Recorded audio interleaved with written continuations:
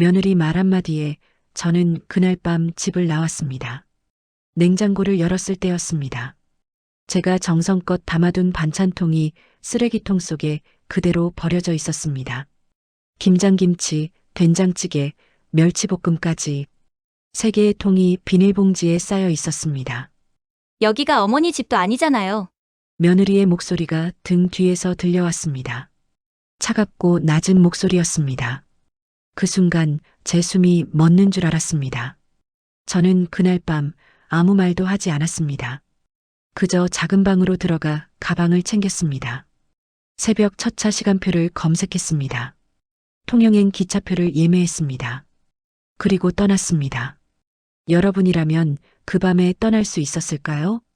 저는 70살 박영자입니다. 경남 통영에서 태어나 평생을 그곳에서 살았습니다. 20살 때부터 시장 안 작은 식당에서 일했습니다. 찌개를 끓이고 생선을 굽고 손님상을 차렸습니다. 40년이 넘는 세월이었습니다. 새벽 4시면 일어나 시장으로 나갔습니다. 연기가 자욱한 주방에서 국자를 들었습니다. 손님들의 잘 먹었습니다.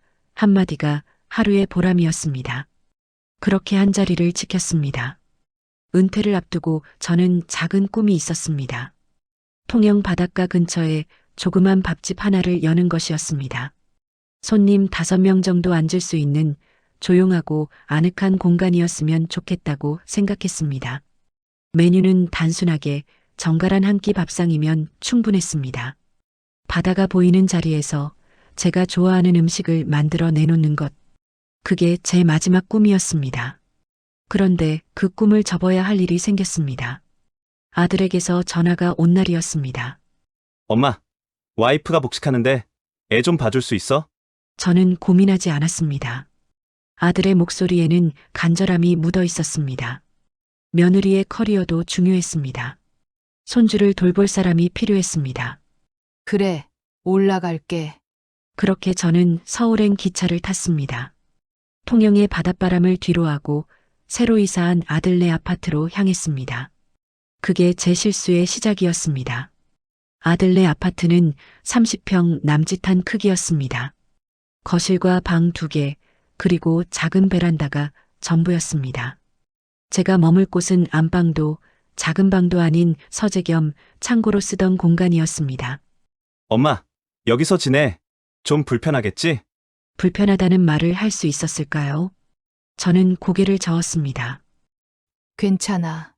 누울 자리만 있으면 되지. 그 방에는 책상 하나와 작은 옷장, 그리고 접이식 매트리스가 전부였습니다. 창문도 작았습니다. 환기가 잘 되지 않아 공기가 답답했습니다. 하지만 저는 참았습니다. 손주를 돌보러 온 것이지 편하게 지내러 온 게 아니니까요. 새벽 5시면 일어났습니다. 도시락을 쌌습니다.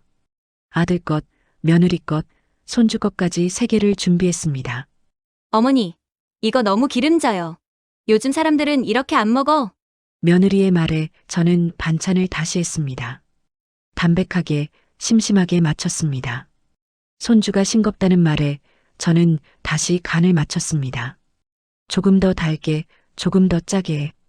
그러다 보니 제가 무엇을 만들고 있는지 알 수 없게 되었습니다. 제 음식이 아니라 그들이 원하는 무언가를 만들고 있었습니다. 어느 날 손주 도시락에 직접 담근 갈치조림을 넣어줬습니다. 통영식으로 물을 듬뿍 넣고 고추장 양념을 발라 졸인 것이었습니다. 제가 가장 자신 있는 반찬이었습니다. 어머니, 이런 거 싸주실 거면 그냥 안 싸주셔도 돼요. 요즘 누가 갈치조림 같은 거 싸가요? 너무 촌스럽잖아요. 촌스럽다는 말이 가슴에 박혔습니다. 하지만 저는 아무 말도 하지 않았습니다. 그래, 미안하다. 다음부턴 조심할게. 그렇게 넘어갔던 제가 바보였습니다. 생활비도 보탰습니다. 어머니, 여기 집 사느라 돈을 많이 써서 애 학원비가 부담돼서 그러는데 돈 좀 빌려주세요. 저는 노후 적금을 깼습니다. 300만 원을 통장에 넣어줬습니다. 이거라도 보태. 며느리는 고맙다는 말을 하지 않았습니다. 그저 당연하다는 듯 받았습니다. 시간이 지날수록 저는 투명인간이 되어갔습니다. 아침에 일어나 밥을 하고 설거지를 하고 손주를 유치원에 데려다 주고 데려오고 이것이 일상이었습니다. 며느리는 퇴근 후 거실 소파에 앉아 TV를 봤습니다. 손주는 태블릿으로 유튜브를 봤습니다. 통영의 바다가 그리웠습니다. 어느 날 밤 목이 말라 부엌에 갔는데 제가 만든 반찬통 3개가 쓰레기통 속에 버려져 있는 모습을 비닐봉지에 싸여 음식물 쓰레기와 함께 던져져 있었습니다. 저는 그것을 주워 담으려 했습니다. 그때 며느리가 나타났습니다. 여기가 어머니 집도 아니잖아요. 냉장고 공간도 부족한데 이런 거 자꾸 만들어 놓으시면 어떡해요? 그냥 좀 조용히 있어 주시면 안 돼요? 저는 말문이 막혔습니다. 아무 대꾸도 할 수 없었습니다. 그날 밤 저는 작은 방에 누워 천장을 바라봤습니다. 눈물이 흘러내렸습니다. 참으면 된다고 생각했습니다. 가족이니까 견디면 된다고 믿었습니다. 하지만 그 믿음은 조금씩 무너지고 있었습니다. 그러던 어느 날 저는 쓰러졌습니다. 아침에 일어나려는데 온몸에 힘이 없었습니다. 식은땀이 흐르고 어지러웠습니다. 손주를 유치원에 데려다 줘야 하는데 일어날 수가 없었습니다. 며느리가 방문을 열었습니다. 어머니, 왜 안 나오세요? 애 유치원 가야 하는데. 저는 겨우 목소리를 냈습니다. 미안해. 몸이 안 좋아서. 며느리는 한숨을 쉬었습니다. 아, 진짜? 오늘 중요한 회의 있는데. 결국 아들이 반찬을 내고 저를 병원에 데려갔습니다. 검사 결과 탈진과 영양 불균형이었습니다. 혈압도 높았습니다. 결국 병원에 입원했습니다. 의사의 말에 아들이 난처한 표정을 지었습니다. 엄마, 입원까지 해야 해? 집에서 쉬면 안 돼? 저는 고개를 저었습니다. 괜찮아. 집에서 쉴게. 하지만 의사는 고집했습니다. 결국 일주일간 입원하기로 했습니다. 병실은 4인실이었습니다. 옆 침대에는 다른 환자들이 있었습니다. 가족들이 면회를 왔습니다. 과일을 깎아주고 이야기를 나누고 웃음소리가 들렸습니다. 제 침대는 조용했습니다. 아들은 입원 당일 잠깐 들렀다가 갔습니다. 며느리는 오지 않았습니다. 아들이 전화를 했습니다. 엄마, 애가 감기 걸려서 병원 못 가겠어. 미안해. 저는 괜찮다고 말했습니다. 창밖을 바라봤는데 서울의 하늘은 회색이었습니다. 통영의 파란 하늘이 그리웠습니다. 그때 문득 깨달았습니다. 제가 여기서 무엇을 하고 있는지를. 가족을 위해 희생한다는 명목으로 저는 제 인생을 잃어가고 있었습니다. 어른은 양보해야 한다고 믿었습니다. 하지만 그 믿음 속에서 저는 사라지고 있었습니다. 퇴원하면 바로 집으로 올 거지? 저는 대답하지 못했습니다. 생각 좀 해볼게. 뭘 생각해? 애 봐줄 사람이 없는데. 그날 밤 늦은 시간까지 아들하고 같이 있어야 하나라는 생각을 한참 고민했습니다. 퇴원하던 날 아침 아들이 저를 데리러 왔습니다. 차 안은 조용했습니다. 며느리는 출근 준비를 하고 있었습니다. 어머니, 다 나오셨어요? 그럼 오늘부터 다시 애 유치원 데려다 주시면 돼요. 오늘은 좀 쉬어야 할 것 같은데. 며느리의 표정이 굳었습니다. 어머니, 저 오늘 중요한 프레젠테이션 있어요. 아침부터 이러시면 곤란한데요? 저는 아무 말도 하지 않았습니다. 그저 작은 방으로 들어갔습니다. 그날 저녁 아들 가족이 거실에 모였습니다. 저는 부엌에서 설거지를 하고 있었습니다. 여보, 다음 주에 제주도 가족여행 가자. 애 방학 시작하잖아. 그래, 좋지. 엄마도 같이 가면 되겠네. 며느리가 잠시 침묵했습니다. 어머니는 집에 계시면 안 될까? 호텔 방도 비싸고 어머니 모시고 가면 불편하실 것 같아서. 그 말이 들렸습니다. 설거지하던 손이 멈췄습니다. 그래도 엄마 혼자 두고 가는 건 어머니 혼자서도 잘 지내실 거야. 그날 밤 결국 저는 결정을 내렸습니다. 더 이상 여기 있을 수 없다고. 이곳은 제가 있을 곳이 아니라고. 새벽 4시에 일어나 조용히 짐을 챙겼습니다. 옷가지 몇 벌과 통장, 그리고 핸드폰만 가방에 넣었습니다. 소리가 나지 않도록 조심스럽게 손잡이를 돌려 밖으로 나왔습니다. 지하철역으로 걸어가 벤치에 앉아 첫 차를 기다렸습니다. 첫 차 시간까지 30분이 남아 핸드폰을 꺼내 기차표를 예매하자 갑자기 눈물이 났습니다. 시원하고 후련한 눈물이었습니다. 첫 지하철을 탔습니다. 서울역으로 향했습니다. 창밖으로 어둠이 밝아지는 모습이 보였습니다. 서울역에 도착했습니다. KTX 플랫폼으로 갔습니다. 사람들이 하나둘 모여들기 시작했습니다. 기차에 올랐습니다. 창가 자리에 앉았습니다. 가방을 선반에 올렸습니다. 시간이 되자 기차가 천천히 움직이기 시작했습니다. 서울의 빌딩들이 멀어졌습니다. 아파트 단지가 멀어졌습니다. 회색 하늘이 멀어졌습니다. 저는 창밖을 바라보며 생각했습니다. 이제 돌아가지 않을 것이라고. 다시는 그곳으로 가지 않을 것이라고. 가족이라는 이름으로 제 인생을 빼앗기지 않을 것이라고. 기차는 남쪽으로 달렸습니다. 풍경이 바뀌고 산이 나타났습니다. 통영이 가까워지자 아들에게 전화가 왔습니다. 받지 않자 다시 울렸습니다. 며느리에게도 전화가 왔지만 역시 받지 않았습니다. 어머니, 손주 유치원 보내야 하는데 어디 계세요? 며느리에게 메시지가 왔지만 저는 답장하지 않았습니다. 기차가 통영역에 도착했습니다. 바닷바람이 불어오고 짠 냄새가 났습니다. 그리고 동사무소로 가서 사업자 등록을 신청했습니다. 꿈만 꾸던 저만의 식당을 차리기로 한 것이죠. 집 근처 작은 공간이 하나 있어서 보증금 500만 원에 계약했습니다. 청소부터 시작했습니다. 먼지를 닦고 벽을 깨끗이 하고 바닥까지 정성스레 닦아냈어요. 테이블 5개를 들여놓고 의자 20개를 하나하나 배치했습니다. 주방을 정리하고 본격적으로 요리를 했습니다. 스마트폰으로 음식 사진을 한 장 한 장 찍었어요. SNS에 올리면서 글을 썼습니다. 통영 바닷가 작은 밥집 열었습니다. 정성껏 차린 한 끼 기다리겠습니다. 게시물을 올린 지 하루가 지나자 댓글이 달리기 시작했어요. 어머니 음식 그리웠다는 말, 위치를 알려달라는 댓글들이 쏟아졌습니다. 중년 여성 2분이 첫 손님으로 찾아왔어요. SNS에서 봤는데 음식이 정말 맛있어 보였다며 들어오셨죠. 저는 웃으며 맞이하고 편히 앉으시라고 안내했습니다. 갈치조림과 된장찌개, 김치찌개, 그리고 여러 반찬들을 정갈하게 차려드렸어요. 손님들은 맛있게 드시면서 진짜 엄마 손맛 같다고, 자주 올 것 같다고 말씀하셨습니다. 계산하시면서 사진 찍어도 되냐고 물으셨고 저는 흔쾌히 허락했어요. 사흘째는 4팀 7명이, 나흘째는 8팀이, 닷새째는 10팀이 넘게 찾아왔어요. 테이블이 모자랄 정도였습니다. 일주일째 되니 가게 밖에 줄이 생겼고 번호표를 나눠드려야 했습니다. 조금만 기다려달라고 양해를 구하며 정신없이 움직였어요. 주방에서 요리하고 홀로 나가 서빙하고 계산하고 다시 주방으로 들어가는 일을 반복했습니다. 몸은 고됐지만 마음은 가벼웠어요. 제 음식을 좋아하는 사람들이 있었고 제 정성을 알아주는 사람들이 있었으니까요. 며느리가 촌스럽다고 비린내 난다고 하던 그 음식이 여기서는 최고의 찬사를 받았습니다. 방송에도 맛집으로 나가고 더 많은 사람들이 찾아왔습니다. 통장에 돈이 조금씩 쌓였어요. 그리고 그날이 왔습니다. 주문을 받고 있는데 문이 열리면서 아들 가족이 들어왔습니다. 저는 멈칫했고 국자를 든 손이 떨렸어요. 아들이 어색하게 웃으며 왔다고 말했고 며느리는 주변을 둘러보며 줄선 사람들과 예약대기 명단, 벽에 걸린 방송 출연 사진들을 확인했습니다. 여기 장사 잘 되시네요. 이 정도일 줄 몰랐어요. 저는 천천히 그들에게 다가가 어떻게 온 거냐고 물었습니다. 아들은 방송에 나온 걸 봐서 찾아왔다고 했어요. 여기 정말 좋다고, 공기도 좋고 바다도 가까워서 주말마다 내려올까 한다고. 그 순간 제 안에서 무언가가 끊어졌습니다. 저는 조용히 국자를 조리대에 내려놓았습니다. 불 뜯고 공기 마신다고 사람 되는 거 아니야. 며느리의 표정이 굳었습니다. 손자가 여긴 비린내 나서 싫다고 찡그리며 며느리에게 나가자고 하더군요. 저는 계속 말을 이었어요. 말부터 똑바로 배워야 한다고, 할머니 집이 싫다는 말을 할머니 앞에서 하는 게 예의냐고 물었습니다. 며느리가 끼어들며 애가 아직 어려서 그렇다고 그냥 넘어가 달라고 했어요. 저는 단호하게 말했습니다. 넘어가라고? 너희들은 항상 그렇게 넘어갔지. 내가 참고 양보하면 다 괜찮은 줄 알았지? 아들이 당황하며 왜 그러냐고, 엄마 보러 온 건데 왜 이러냐고 물었습니다. 저는 아들을 똑바로 바라봤어요. 보러 왔어. 정말 그냥 보러만 온 거야? 침묵이 흘렀습니다. 며느리가 조심스럽게 입을 열었어요. 사실은 요즘 아이 교육비 때문에 좀 힘들어서 어머니가 장사 잘 되시나니까 조금 도와주실 수 있지 않을까 해서요. 그 말에 저는 쓴웃음이 나왔어요. 어머니도 손주 생각하시면 도와주실 수 있지 않냐고 말했습니다. 저는 고개를 저었습니다. 가족이라는 말 참 편하네. 너희들한테는. 며느리가 무슨 말씀이냐고 물었고 저는 쌓였던 말들을 쏟아냈습니다. 내가 서울에 있을 때는 가족이 아니었나? 내 반찬을 쓰레기통에 버릴 때, 나를 작은 방에 처박아 놓을 때, 병원에 입원했는데. 한 번도 안 찾아왔을 때 그때 가족이라는 생각했었니? 며느리의 얼굴이 창백해졌습니다. 나는 투명 인간이었다고, 밥하고 청소하고 손주 돌보는 기계였다고 말했습니다. 며느리가 변명하려 했지만 저는 끊었어요. 이제 와서 가족이라고 하지 말라고, 돈이나 도움이 필요할 때만 가족이면 그건 가족이 아니라고 말했습니다. 아들이 우리가 너무했던 건 인정한다고, 미안하다고, 그러니까 다시 시작하자고 말했어요. 엄마도 우리 필요하지 않냐고 물었습니다. 저는 단호하게 고개를 저었습니다. 나는 너희가 필요 없어. 아들이 엄마라고 불렀지만 저는 계속 말했어요. 나는 이제 내 인생을 살 거라고. 며느리가 애원하듯 말했어요. 잘못했다고 사과할 테니 도와달라고 했습니다. 저는 그녀를 똑바로 바라보며 말했습니다. 사과는 받을게. 하지만 도움은 줄 수 없어. 내가 번 돈은 내가 쓸 거야. 내 노후를 위해서, 내 꿈을 위해서. 주말마다 내려온다는 말도 하지 말라고 덧붙였어요.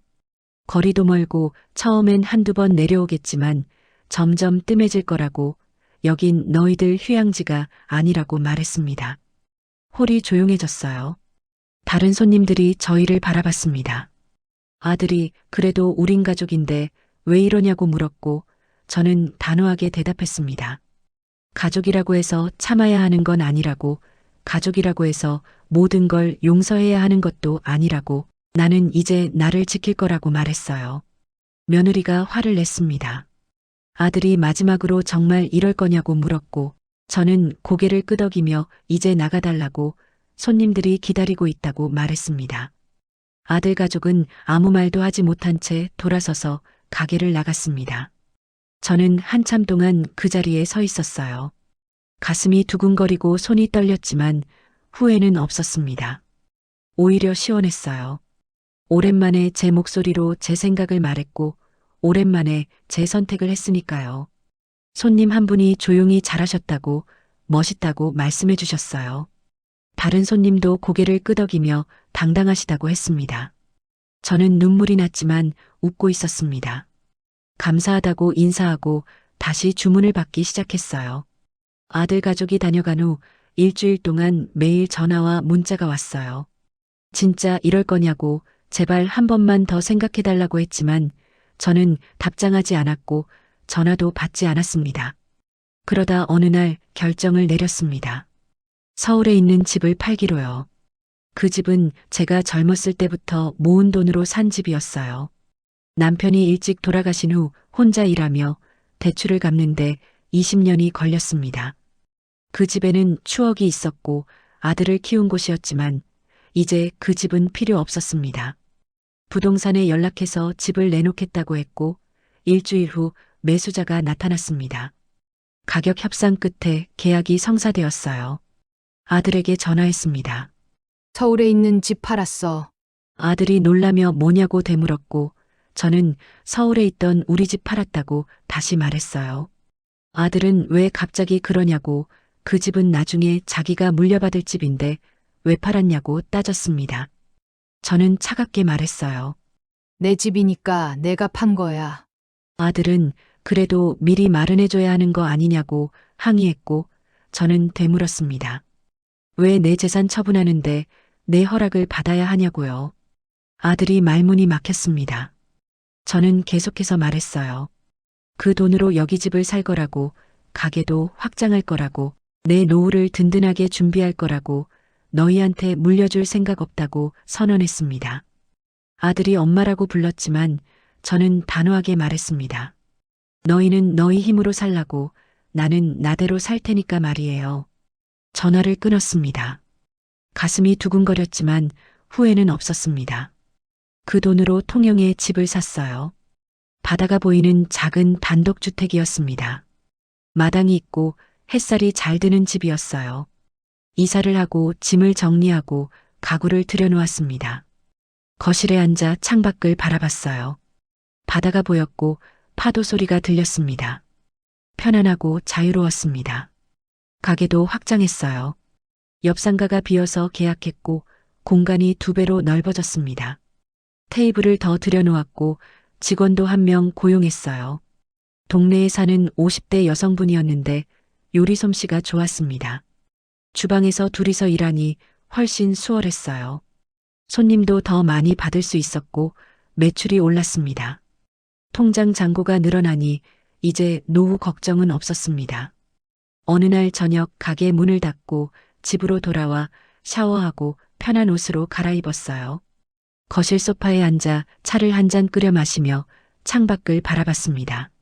노을이 지고 있었고 하늘과 바다가 붉게 물들어 있었어요. 아름다웠습니다. 저는 생각했습니다.